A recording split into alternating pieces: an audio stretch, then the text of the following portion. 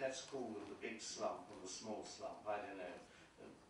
That people haven't agreed on how to label these two events. But the economic contraction of 1929 was the worst in recorded history, and the Great Recession, which started in 2008, was the worst downturn since the Second World War. And I'll divide my remarks into three: causes, responses, lessons. Well, let's start with the causes. Both collapses originated in the United States. The first one more clearly. The second one more clearly. Both were triggered off by dramatic events: the Wall Street crash on the 24th of October 1929 and the Lehman Brothers bankruptcy of the 18th of September 2008. The precipitate in both cases was the collapse of a speculative boom. Both produced severe declines in global economic activity. The first was the worst since the Industrial Revolution. Now, the structures of the two slumps were somewhat different, but they had a number of common elements. And the conventional explanation of the Great Depression is a combination of overproduction, overinvestment, and speculation, leading to an unsustainable boom. The overproduction idea I just want to say a word about, because it highlights the much greater role of agriculture and primary products in the global economy of the 1920s compared to the 2000s, particularly in the United States itself. I mean, one often forgets that 25% of employment in the United States in 1929 was agricultural employment. And Kindleberger, in his book on the Great Depression, says it's an open question whether an, I quote, independent depression in agriculture helped to cause the stock market crash, the decline in industrial output, and banking collapse.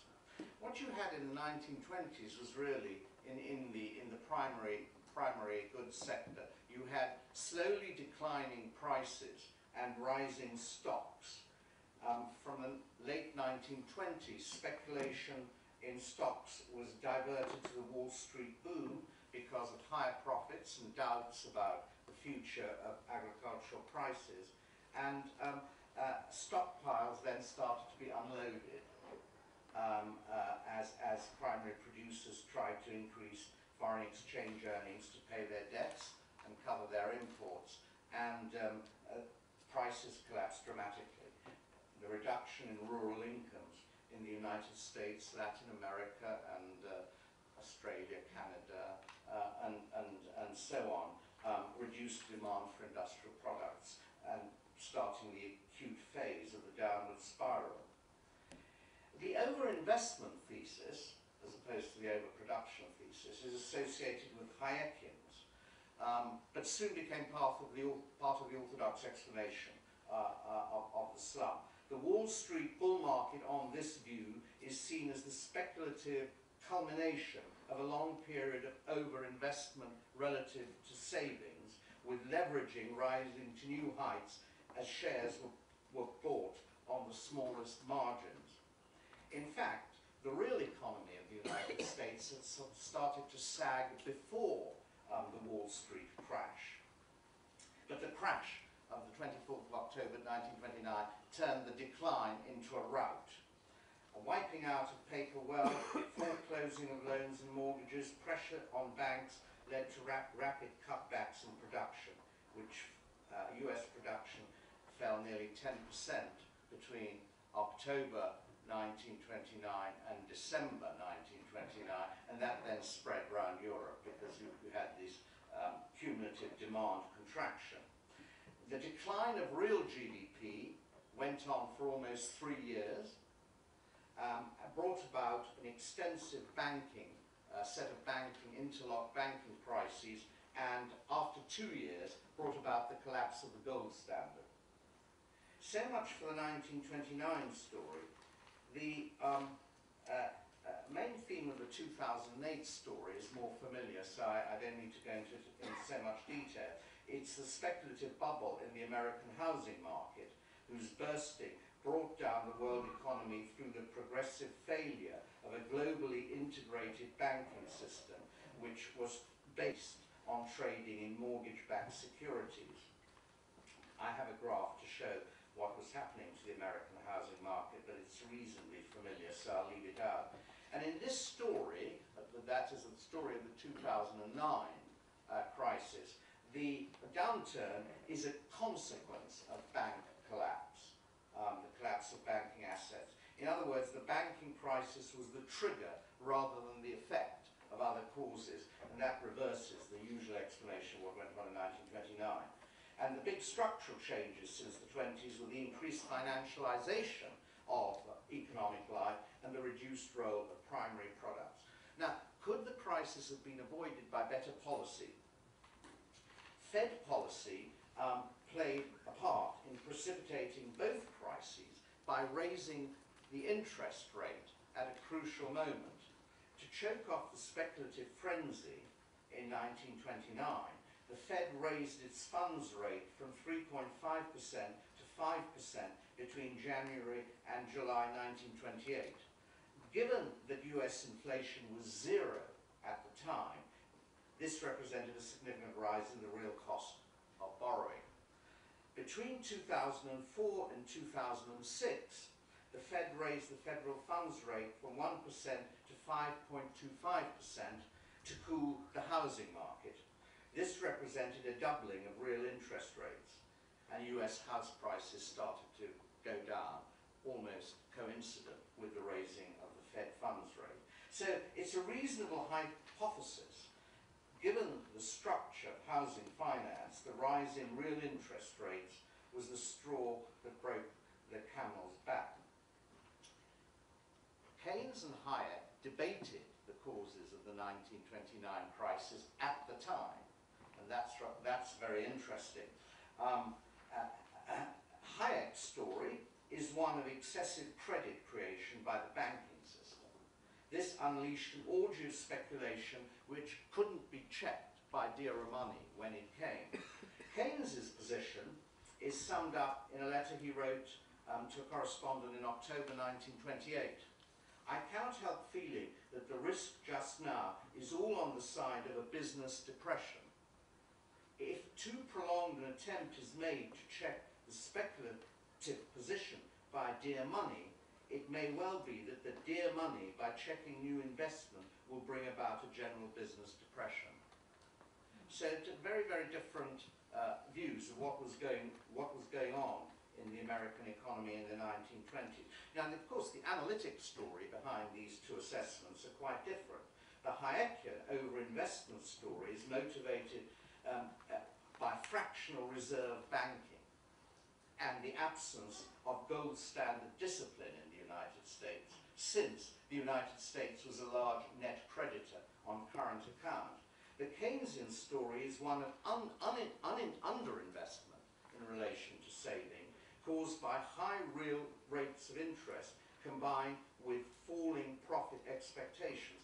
Another way of putting this is that Hayek thought there was too little saving going on in the United States, and Keynes thought there was too much. Now, there is something very odd, actually, about Hayek's story. Just as it's odd to speak of overinvestment when so many wants remained unmet, so it's odd to speak of overproduction of food when most of the world's population barely had enough to eat. So, to put it simply, had demand expanded in line with supply, there would have been no crises of overproduction or overinvestment. It makes more sense to talk of a deficiency of aggregate demand as the underlying cause of the 1929 debacle. But why should there have been a deficiency of aggregate demand? Keynes's contemporary explanation of this is before he wrote the general theory, was couched in the Vixellian language he then used, and which incidentally has come back into fashion again. That is, the slump of 1929 was caused by the market rate of interest being higher than the natural rate of interest. By the natural rate of interest, Vixel meant expected profit rate. Market rates of interest were at historic highs, Keynes said, because of the demand from distressed borrowers and from speculative borrowers. The distressed borrowers were mainly the borrowers who had to borrow to pay war debts. And then to that was added the speculative borrowers that emerged towards the end of the 1920s. Thus, in the general theory of 1936, which carries this line of argument further, Keynes wrote, mischievously or not, the remedy for the boom is not a higher rate of interest, but a lower rate of interest. For that may enable the so-called boom to last. Hayek was right, however, to spot that a stable price level might contain and conceal speculative bubbles destined to crash, so policy directed only to maintaining price stability was insufficient. And Hayek sort of drew from that the erroneous conclusion that you shouldn't have any macroeconomic policy at all. You shouldn't have any monetary policy. You should just allow productivity gains to play themselves out through lower prices. And so and this is why Hayek and Friedman are not on the same side of this at all. An explanation of the Great Depression, which was popular on the left at the time, and which has lost none of its force, has to do with the high level of inequality of wealth and income. Wealth and income have been discussed very extensively from, as Jamie was saying, in a microeconomic context. The explanation is sorted there. But the macroeconomic significance of inequalities has been underplayed.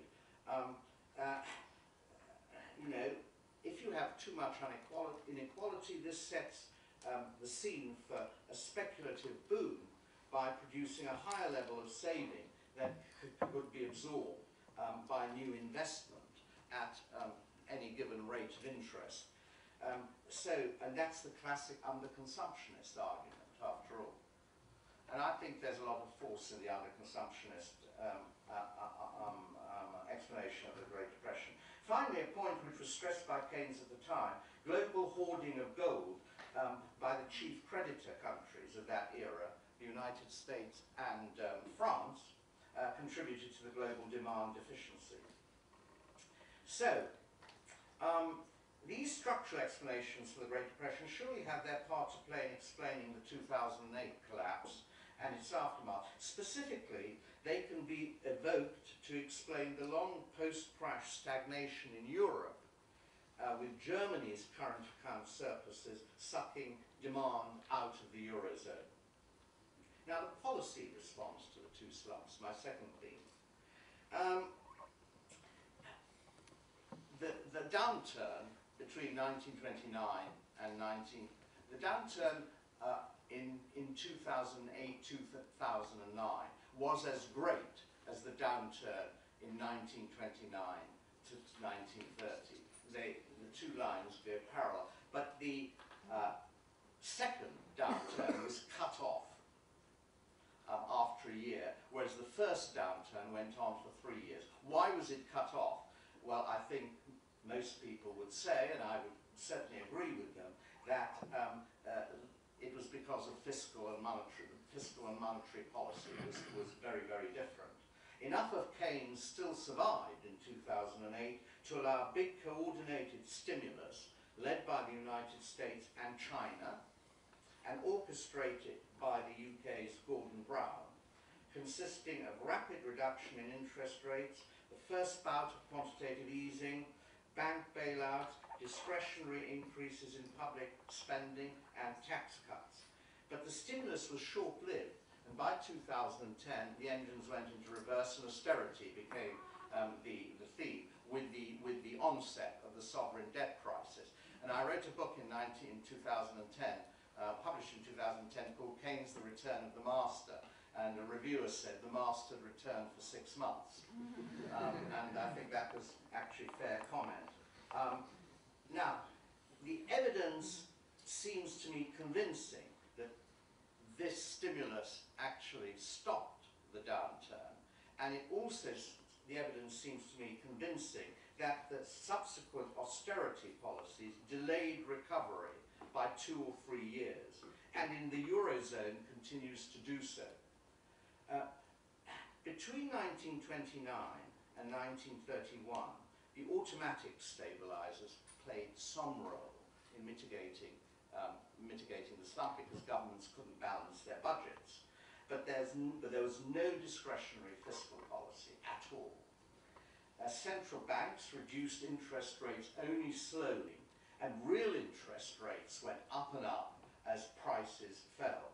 No international coordination took place of recovery measures, and there was a huge positive policy mistake, which was the Hawley-Smoot tariff of 1930, imposed by the United States on, mainly directed against food and primary product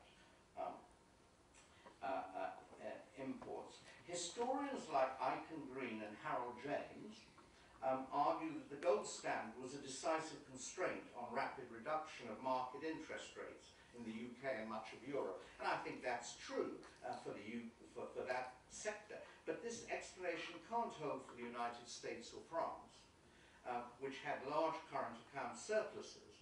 Both countries could have stimulated their own economies and or increased their foreign lending. But it was the intellectual tools, I think, that were lacking for this kind of response to take place. As Kindleberger says, those who blamed the Depression on the preceding boom thought it was necessary to put the economy through the ringer, to liquidate the mistakes of the past and eliminate the dead wood. Their ranks included such economists as Hayek and Robbins, and in the United States government, the Secretary of the Treasury, Andrew Mellon.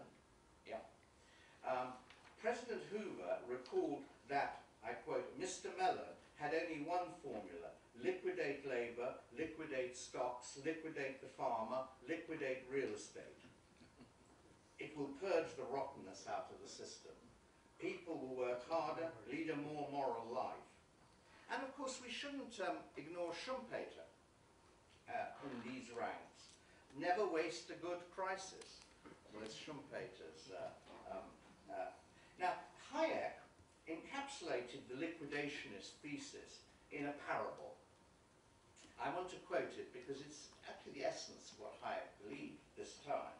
The situation following excessive credit creation by the banking system would be similar to that of a people on an isolated island if, after having partially constructed an enormous machine which was to provide them with all the necessities, they found they had exhausted all their savings and available free capital before the new machine could be made to turn out its product.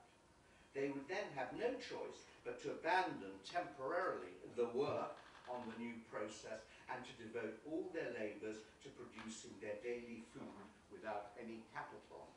That was the Hayek remedy for the Great Depression.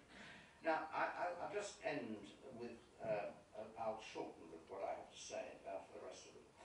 In one respect, the liquidationist solution, if I may call it that, worked better in 1929 than in 2008. That is, it allowed the relatively rapid liquidation of large mass of debt. Quite simply, no one was prepared to lend, so there was no alternative to default, either openly or through currency depreciation. The gold standard dissolved in 1931. There was no general and lingering sovereign debt crisis. This meant that there was no counterpart in the 1930s to the long stagnation which afflicted the Eurozone since 2010. The important exception to this was Germany. Ironically, as it happens, Germany was in a double bind. It owed reparations to the Allied victors in the First World War and had been borrowing heavily to make its reparation payments. In 1929, borrowing dried up, but the reparation debt remained, and Germany remained on the gold standard. It went on paying reparations and private debt at full value for 2 years, from 1929 to 1931, in the course of which it generated a primary surplus for the first time since the First World War. And unemployment rose to 6 million, or 20% of the labour force. That was the achievement of Heinrich Brüning. Germany's quest for a primary surplus was surely one of the main factors which brought Hitler to power. And I don't need to spell out the irony or tragedy of that situation. And of course the debate between whether you needed a primary surplus, whether you needed to shift relative prices in order to be able to pay reparations, was a big argument between Keynes and Bertil Ohlin, the transfer problem. I will leave that aside. Now, the lessons learned and mislearned. Let me summarize them under 4 heads very quickly. First concerns monetary policy.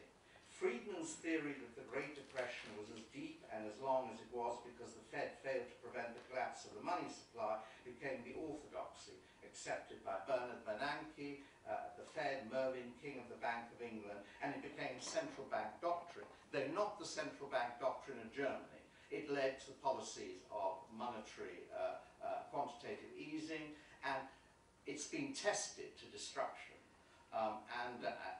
Basically, Keynes's criticism of a purely monetary response to the Great Depression has been vindicated. You can bring the horse to water, but you can't force it to drink. There has to be demand for money for investment. Just increasing the supply won't do the job. Keynes wrote something very, very interesting at this time, which is again worth just a quote. When he says, the risk ahead of us, he writes in 1939, is of a market rate of interest which is falling, but never falling fast enough to catch up with the natural rate of interest, leading to recurrent profit deflation, to continuous income deflation, and sagging price level. If this occurs, our present regime of capitalist individualism will assuredly be replaced by a far-reaching socialism. And that's what's happening, isn't it? Negative interest rates sort of trying to get below the sagging expected profit rate. And that's the last throw of monetary policy at the moment. And we'll see what the consequences are. Second, fiscal policy. After the brief reign of Professors Alesina and Rogoff, fiscal austerity has been discredited theoretically and through experience as an appropriate response to the deep downturn. But the case for fiscal expansion in Europe still faces crippling obstacles, practically and ideologically, with Germany as the main stumbling block. And the problem here is how you do the government's accounts properly in order to properly distinguish between current and capital spending. That has not been yet properly addressed. The third, it's certainly a tenable proposition that an underlying cause of both slumps was underconsumption, and therefore you need policies of redistribution. And finally, the banking system. I've left that to the last because it's been the focus of post-crash reform. One of the forgotten lessons of the first slump was that it led to radical banking reforms such as Glass-Steagall. These reforms, together with restrictions on capital mobility, produced a repressed financial system, as it was called, which was consistent with very rapid growth rates and unprecedented prosperity. We have taken the opposite route, and we haven't really seriously tackled banking reform. The proposals that have been enunciated have been watered down in the course of their legislative passage. And so I think those are the sort of lessons learned and mislearned from the two slumps. What politics needs to be about now, I suggest, is setting up the foundations of a stable economic system which directs resources to satisfying human needs. And economics can't do that on its own. It can't answer the question of how these needs are to be conceived and that's why it needs to be supplemented, I would argue, in the education of every economist by ethics, political philosophy, history, psychology, all the things which Adam was talking about earlier.